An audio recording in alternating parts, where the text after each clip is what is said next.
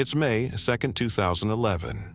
Teal helicopters are traveling toward Abbottabad, Pakistan. On board are 24 Navy SEALs. Their target is the man behind the September 11th attacks, Bin Laden. The mission is top secret, known only to the highest ranks of the U.S. government. After a decade of searching, the world's most wanted man has finally been located. The operation has 3 main steps. First, they must land undetected.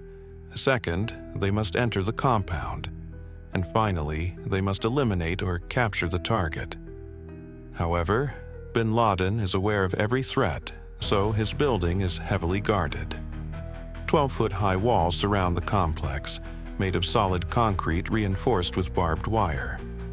The main structure is a 3-story building. Every window is blacked out. Balconies have privacy walls and shades so high-altitude drones cannot see inside. The SEALs are going in blind. After 90 minutes flying across the feet of the Hindu Kush mountains, the compound is in sight. Now they must land without being detected, although they have a big problem: 18 minutes to target. The White House deliberately withheld information from the Pakistani government, worried that Bin Laden could be tipped off. If spotted, the SEAL team will be treated as hostile forces. To make matters worse, less than a mile away from the compound is a Pakistani military academy that is heavily armed. That's why this plan has been crafted by some of the world's greatest tactical minds. First, they must fly low on routes to the compound, decreasing the chance of being tagged by Pakistani radar. Upon arrival, 1 helicopter is designated to hover over the roof, enabling SEALs to fast rope down and breach the building from above, taking the residents by surprise. The second helicopter is tasked with deploying another team at the front of the main building, ensuring the assault is conducted from multiple angles, preventing anyone inside from trying to escape. Finally, 3 helicopters are waiting on standby in case backup is needed. As the men sit in the helicopter, President Obama observes from the comfort of the White House. Despite 8 months of planning, they forgot one important detail. The first helicopter descends to drop SEALs off onto the compound's roof. While attempting to hover, the pilot loses control and nosedives into the central courtyard. The tail of the aircraft breaks into 2.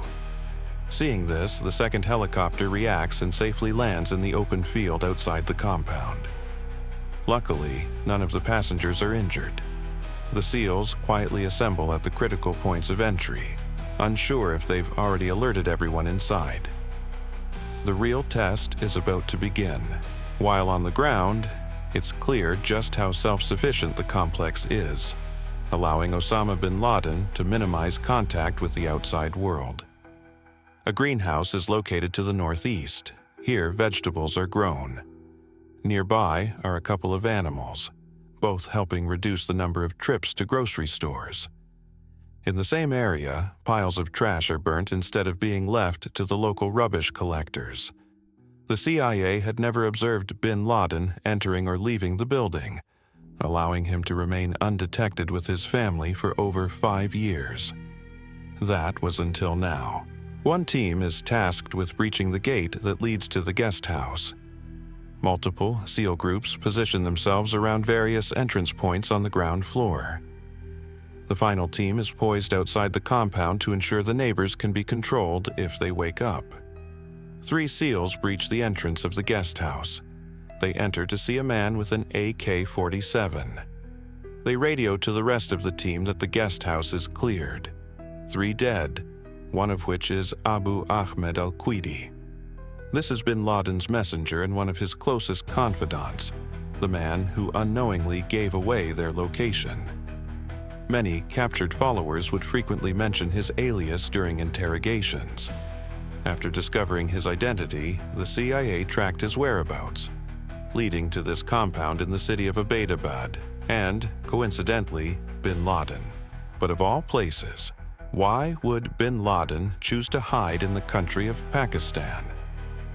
With heavy American occupation in Afghanistan, remaining would be too risky. Pakistan, being a neighboring country, made it simple to slip across the border undetected. At the same time, the proximity to his group allowed couriers to report progress and activities easily. Back on the ground, step 2 of the mission begins, breaching the inside of the compound. The team at the southern entrance carefully unlocks the door and enters the first floor. This area is where the family spends their free time. The first room is a typical sitting room with floor-level couches, decorated with abstract floral patterns. The place is grungy, a far cry from what one might expect of a house in this affluent area. Opposite the kitchen is a room that serves as a makeshift classroom. Here, the many children of the house are homeschooled in Arabic. In the shadows, a man crosses the corridor. He leans out the doorway, and the SEALs fire. They quickly push into the room. Inside, another man desperately reaches out to grab a rifle. The threat has been eliminated. Still wary that other armed house members might be on the first floor, the SEALs spread out and clear each room, but no one is present. The SEALs may have made it inside, but a solid metal door stands between them and the second floor. It's too strong for their standard charges to break through. High-power explosives would be effective, but the noise would jeopardize the mission. Instead, they deploy precision breaching charges. Small but focused blasts meant to disable the lock without drawing attention. They need another way in. The SEALs exit and radio to give the all-clear for the first level, but the mission is far from over, and getting to the second floor poses a complex and potentially deadly challenge. 6 minutes to the target. The second SEAL team landed outside and arrived at the front of the compound. They see the entrance to the second floor with a staircase and security gate that need to be opened by force. After executing the charge, the team carefully climbs the stairs leading to the second floor. However, they hear footsteps above. Looking down is an individual with a white t-shirt, curious about what's happening. He is neutralized. It's Osama Bin Laden's son, Khalid. The team sees inside the compound's second floor for the first time. Despite having no phones or internet, this is where the residents keep themselves up to date about the events of the outside world. The control center for high-ranking group members consists of 3 rooms filled with critical information. Each setup contains multiple computers, hard drives, and storage devices full of secrets and operations. Bottom was clever in using a method of communication that made it nearly impossible for the CIA to track. He avoided using online messages and direct electronic communication, relying instead on a courier system to remain undetected. He preferred writing handwritten letters. Although, if he wanted to send messages over long distances, he would store them on a USB flash drive, and a courier would then travel to a location far from the compound and send the message. But relying on offline storage came with a risk. It had to be physically stored somewhere, and the team just uncovered a stash. This massive collection of intel could help America fight the war against terrorism, but they can't check now. First, each room must be cleared before heading to the third floor, completing the mission's final step. 2 minutes to the target. 10 years ago, Osama Bin Laden was trapped in the Tora Bora cave complex in northern Afghanistan, surrounded by US and Afghan forces. With 1,000 of his men by his side, he faced relentless airstrikes and ground assaults. It was reported that he recorded a farewell message, convinced his capture or death was imminent. And yet he escaped. Whether through a hidden tunnel or with the help of local tribes, he slipped through the grasp of US forces. The team cannot let this happen again. This is their one shot. Fail now, and he might be gone forever. The SEALs form a tight line and quietly walk up the staircase. They reach the third floor. It's pitch black. Even with night vision goggles, they can barely see. They listen and wait patiently for any movement. Suddenly, they see a quick glimmer passing in front of them. A shot is fired, and they quickly move in. 5 seconds to the target. As they rush the room, they see 2 women, Bin Laden's wives, in shock. In one corner of the room, children are crying and curled up. In front of them, a tall male with a grayish beard is on the floor. They've found him. Target eliminated. But the threat hasn't ended. Another high-ranking member could take his place. Intel on the second floor could be a game changer. Hard drives and other information that could expose the entire organization, delivering a second devastating blow. Out of nowhere, a troubling message crackles over the SEAL's radio. The Pakistan military base nearby has ordered jets to take off for immediate action. They know something is going on. Time is running out. The team quickly starts putting Bin Laden's body into a bag. They need to bring it back to the base for DNA testing. Meanwhile, other team members are on the second floor, securing as much intelligence as possible before the Pakistani military arrives.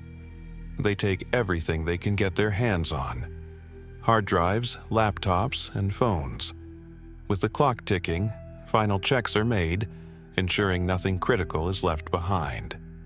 Before leaving, the crash-landed helicopter is destroyed to prevent its state-of-the-art technology from falling into enemy hands. As the backup helicopter approaches, the team prepares for extraction. None of the SEALs were wounded or hurt, making it one of the most precise and successful missions. But the United States has conducted an operation that killed Osama bin Laden. As President Obama announced bin Laden's death to the world, his burial was already underway. Instead, his body was wrapped in a white shroud, placed into a weighted bag, and lowered deep into the sea. The intel from the compound's hard drives proved invaluable. Alongside unexpected finds like Super Mario Bros. And Counter-Strike, the drives contained around 97,000 documents that have taken years to analyze.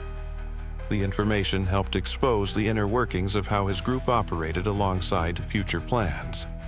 In the days and weeks after the raid, the compound would be visited by Pakistani intelligence agencies, locals, journalists, and explorers. 9 months after the operation, local authorities destroyed the compound to prevent it from becoming a tourist attraction. Today, all that is left is a concrete foundation.